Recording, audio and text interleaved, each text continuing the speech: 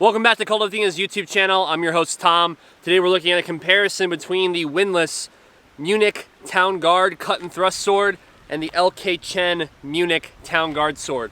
Look at some specs on these, up-close looks, and side-by-side comparisons. Okay, comparisons on these two is, well, first and foremost, they're in the same category of weapon. They are basically an arming sword blade with extra hand protection. So I talked about this in the full review if you haven't seen it. The LK Chen one has a massive amount of hand protection. It's clearly a cut and thrust sword, and it's really packs a serious punch here, whether that's the LK Chen one or we also have the Windlass one.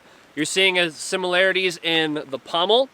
You're seeing similarities in the amount of hand protection and also the cross section and how the blade tapers from being a wider blade closest to the guard, and then it tapers down to being very skinny, especially if you're dealing with armored opponents. They both fall in the category of great hand protection, and they are both in the cut and thrust sword category. Another comparison is going to be the length of blade. If you just, without even getting super detailed on it, as we're going to in the up close looks, just by having these right on the guards, just from a visual, look at how similar they are in length. So you're getting maybe, just by eyeballing it, maybe a ½ an inch more on the LK Chen one. So if you want a longer blade, that might be something that you prefer. But that's another similarity, is the length of blade. We go into differences. Differences are going to be the point of balance. Point of balance on the Windlass one is going to be 2 3/8 inches from the guard, meaning you're going to feel it more toward the handle as far as the point of balance. The LK Chen one is 3 1/4 inches from the guard, where you're going to feel it right over the beginning of the guard. So you're feeling the stability is a little bit further forward, which I like for return. Not saying I don't like the Windlass one, but you feel it more in the handle. Another difference is going to be the steel quality. This is a manganese spring steel, which we talk about a lot in the full review of this one, of the Munich Town Guard Sword from LK Chen. With the Windlass one, this is a 1095 high carbon steel. Both are going to need maintenance. If you are storing these, if you are training with them, if you are wearing them at a Ren fair, you're going to have to oil them regardless. But when it comes down to it, quality-wise, it depends on what you want. You want something that's more of a price point, or something that's going to be a little bit more of an investment. Okay, differences as well. LK Chen one is going to come with a wood cord, leather-bound scabbard, stitches on the back, and it's milled out or cut out into the tang. So there's the tang of the blade.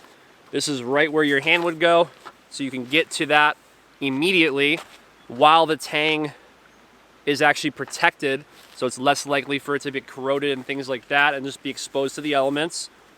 So that's what it looks like for the LK Chen one. The scabbard, wood lined, leather wrapped, and has that cutout in the middle. Looking at the scabbard that the Windlass one comes with, we're going to see that it's simply leather.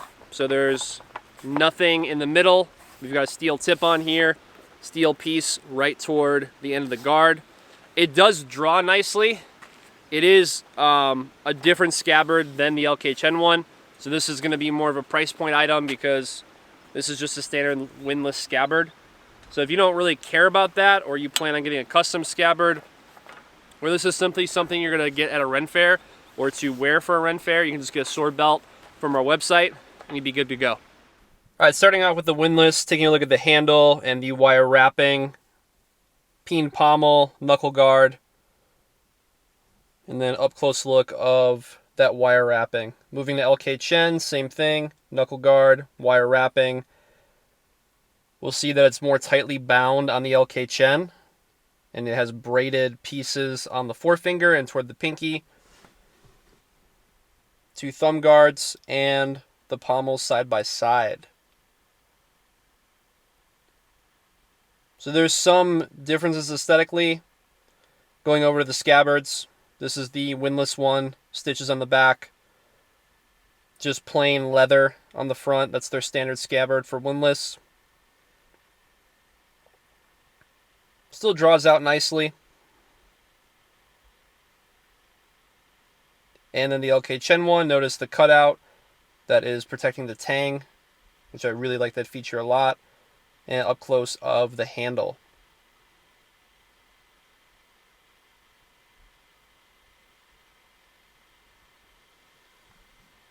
Something to also note with the windlass ones is they do not come sharpened. So this does not come sharp. So you will have to add a sharpening surface for this one. Keep that in mind. With the LK Chen blade, you do not need to add a sharpening surface. This thing is plenty sharp when I got it for cut testing and just having a sharp sword in your collection. So you do not need to add a sharpening surface. And then really the deciding factor of the compare and contrast with these is really price. We're looking at the windlass one is $324 US for this one. The LK Chen one is $558. Now, why? Well, let's take a look at it. We have a handcrafted blade. You can see the attention to detail there's more attention to detail in the LK Chen one. These are mostly hand done from what I know about LK Chen. There's a different type of steel quality on there. The point of balance is pulled a little bit further forward, making it more resilient on cut and thrust. The windlass one is not bad. If you're looking to get something that's more of a price point item, you want the extra hand protection, and honestly, I would get this one if I was doing something for a Ren fair and I wanted to carry a sword, and you don't even have to get it sharpened. So all you gotta do is if you purchase this one from us, the link is in the description below this video, this is ready to go. So when we're in Ren fair season, you don't have to worry about this being sharp, and it's ready to go. Just get a sword hanger and you're all good. If you're looking to invest a little bit more and you're looking for a different quality sword, it's gonna be different quality. Like, look at the difference in the price, $324 to $558.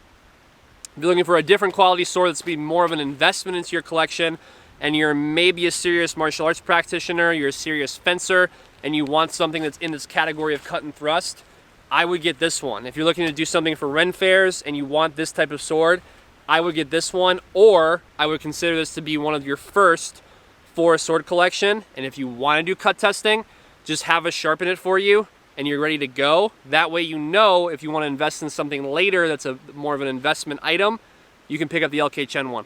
Whether those pros and cons are really, they're subjective based on what you want out of your sword collection, what's your intention of getting them. For me personally, I lean toward the LK Chen one because I would rather wait and have less swords that are really more handcrafted and higher quality than just getting something right off the bat like a windlass one. Doesn't mean the windlass one is bad. We sold quite a few of these when I worked at the warehouse at Kult of Athena, packing orders and packing boxes for the people watching these videos.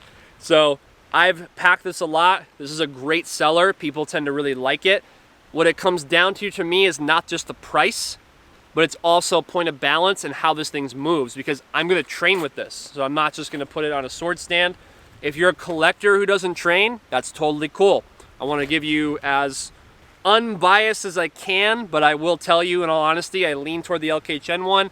Does this mean this one's bad? No, this has its place, and especially being a less expensive item, it may be your introduction to sword collections, and that's great. What I want to do is I want to hear from you in the comments below. So leave me a comment below. Which one do you prefer, the LK Chen or the windlass version, and why? I really want to know from the viewers that are watching our YouTube videos, what do you prefer?